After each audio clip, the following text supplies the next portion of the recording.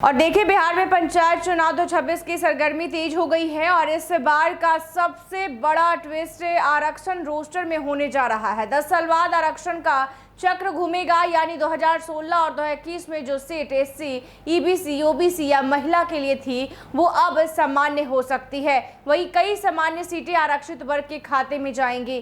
तो आपको बता दें कि राज्य निर्वाचन आयोग सितंबर-अक्टूबर में 8 या 9 चरणों में चुनाव कराने की तैयारी में है और 2011 की जनगणना के आधार पर नई आरक्षण सूची जून के आखिरी हफ्ते तक जारी होगी। मुखिया, सरपंच, वार्ड सदस्य समेत 6 पदों पर ईवीएम से वोटिंग होगी और महिलाओं को 50% आरक्षण पहले की तरह ही मिलेगा, पर सीटें रोटेशन से तय होगी।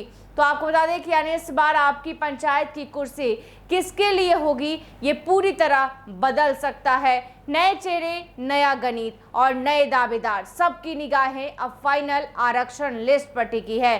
तो बता दें कि बिहार के आगामी पंचायत चुनाव में आरक्षण को लेकर बड़ा बदलाव होने जा रहा है। इस बार आरक्षण रोस्टर चक्र बदलेगा, जिससे कई पंचायतों की सीटों की श्रेणी बदल सकती है। जो सीटें पिछले 2 चुनाव से महिला, अति पिछड़ा और जो है पिछड़ा वर्ग, अनुसूचित जाति और या अनुसूचित जनजाति के लिए आरक्षित थी, उनमें से कई अब सामान्य हो सकती है, जबकि सामान्य सीटें आरक्षित श्रेणी में जा सकती है। तो बता दें कि बिहार में पंचायत चुनाव को लेकर तैयारियां तेज हो गई है। राज्य निर्वाचन आयोग चुनावी प्रक्रिया को अंतिम रूप देने जा रहा है और संभावना जताई जा रही है कि इस वर्ष सितंबर के अंतिम सप्ताह से लेकर अक्टूबर के पहले सप्ताह के बीच पंचायत चुनाव कराए जा सकते हैं। तो ये बड़ी खबर, सूत्रों के अनुसार चुनाव 8 से 9 चरणों में आयोजित किए जा सकते हैं। चुनाव की तैयारियों के तहत आयोग ने सबसे पहले पंचायतों के सीमांकन और जनसंख्या के आधार पर आरक्षण निर्धारण की प्रक्रिया शुरू की थी।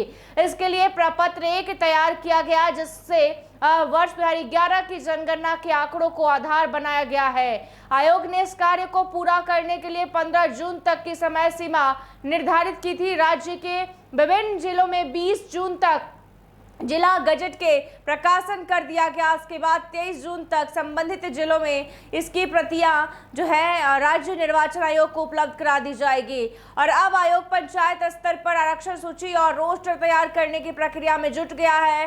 पंचायत चुनाव लड़ने की तैयारी कर रहे संभावित उम्मीदवारों की नजरें अब आरक्षण सूची पर टिकी हुई है। लोग ये जानना चाहते हैं कि उनके पंचायत, वार्ड या जिला परिषद क्षेत्र में इस बार किस वर्ग के लिए सीट आरक्षित होगी और बता दें कि कौन कौन चुनाव मैदान में उतर सकेंगे। राज्य निर्वाचन आयोग से जुड़े अधिकारियों के अनुसार जिला गजट प्राप्त होने के बाद पंचायत वार आरक्षण रोस्टर तैयार किया जा रहा है। उम्मीद है कि जून के अंतिम सप्ताह का सभी पंचायतों की आरक्षण सूची जारी कर दी जाएगी। आरक्षण की प्रक्रिया पूरी तरह जनसंख्या के आंकड़ों पर आधारित होती है। इसी कारण आयोग ने इन्हें पहले जनसंख्या से संबंधित आंकड़ों का सत्यापन कराया और अब उसी आधार पर आरक्षण का निर्धारण किया जा रहा है। इस बार पंचायत चुनाव के सबसे बड़ी जो है रोस्टर में बदलाव को माना जा रहा है और पिछले 2 पंचायत चुनाव में अधिकांश क्षेत्रों में एक ही आरक्षण व्यवस्था लागू थी और ऐसे में 2016 और 2021 के चुनाव में समान आरक्षण रोस्टर लागू किया गया था।